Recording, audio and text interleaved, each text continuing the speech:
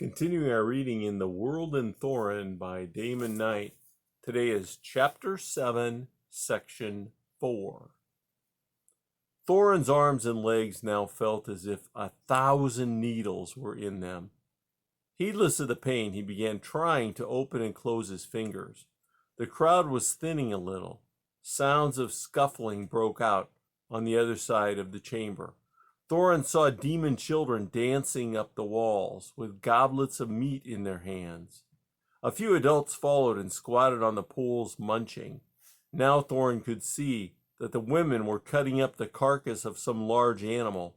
It must have been fresh killed, for he could see the flesh steaming. The demon who was holding Thorinn suddenly turned him about and brought his arms together behind his back. Thorinn tried to resist, but was still too weak. The demon wrapped a cord around his wrists and knotted it. Then, holding Thorinn propped casually in one elbow, he unfastened another cord from around his waist and made a loop in the end. He dropped the loop over Thorinn's head, tightened it a little, then flung the other end of the cord to a demon who sat overhead. Thorinn felt the cord tighten under his chin. Then he was rising. He stopped, hung swaying. He tried vainly to touch the floor with his good foot. The noose was too stiff for his weight alone to tighten it as long as he hung still. But at the slightest movement, it crept inward across the underside of his jaw. Rather than be throttled, he held himself motionless and kept his head back.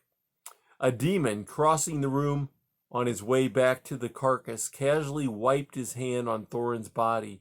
The push set him swinging. The room lurched around him. A demon child threw down a squalid lump of something that splatted on his ribs. In a moment, another missile took him on the ear, and then he was being bombarded from every side. Each blow altered the direction of his swing and made him rotate more erratically. A demon came from the shadows carrying a long stick. He poked it at Thorinn's side. The pain made him writhe in spite of himself, and the movement tightened the noose.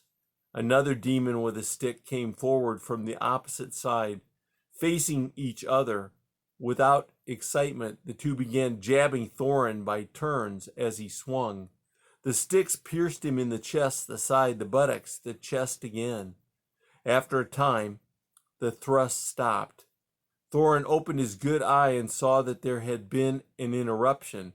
A crowd had formed again around the old demon who sat against the wall nearby. He saw two children leaping away, then the glint of metal. It was his sword.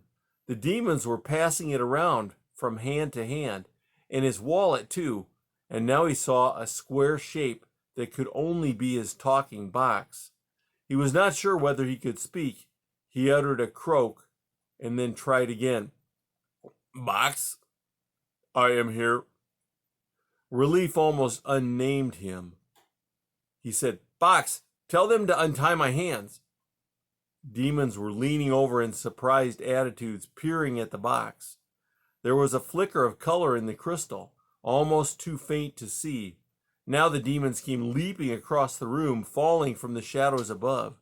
The two demons with the sticks had gone with the rest. In the uproar, Thorinn tried again to get to the box, but he could not tell if it heard him when he called. After a time, the crowd began to disperse. Thorinn saw an old demon holding the box and two other old ones beside him. The din of voices had died away a little, and Thorinn called, "Box, did you tell them?" "I told them." The two demons with the sticks were back, and now one of the old ones came forward carrying the sword. He stopped and thrust the sword several times toward Thorinn's belly without touching him, all the while carrying on a grunted exchange with the other two demons. "Box, what are they saying?" Thorinn asked. "I do not know what they are saying." "Then how did you tell them and talk to them?" "I talked to them with pictures." Thorinn went cold. "What else did you tell them?" "They asked about the sword, and I showed them it was a better than a stick for cutting." The old one with the sword stepped back. The two with sticks ranged themselves on either side of Thorinn. A fourth demon came up behind him. Thorinn felt in his hands the cord around his wrists, and his heart grew big. The cord fell away. Thorinn reached for the noose. One of the stickmen promptly leaned forward and pierced his hand. The shock was so great that Thorinn lost his wits and reached with his other hand for the noose. The stickmen on the other side pierced that hand too. The demon had gathered in a ring. The old one with the sword exchanged several remarks with the stickmen. Then, apparently satisfied, he stepped forward, put the tip of the sword against Thorinn's belly, and cut downward. Blood began to crawl down Thorinn's leg. In spite of himself, his hand jerked toward the noose, and again the stickman pierced it. "Box!" he cried.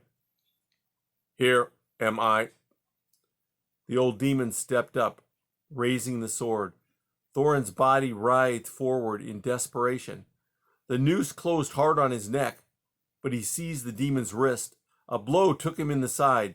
He kicked the demon's dim face, and the sword was in his hand. Another blow spun him about. He cut at the stickmen, making them leap back. Strangling, he seized the cord above his head. The demon on the pole stood and reached for him as he flew up, the cord slackening. Air rattled into his throat. He raised the sword and smote through the demon's leg and the knotted cord and half the pole, still rising, and touched the pole to push himself still higher. The demon toppled now below him, and screaming as it slowly fell in a cloud of blood. The world an uproar of grunting voices, fangs in open mouths, green eyes. And now he was at the next pole, a demon reaching for him, and he smote off its arm.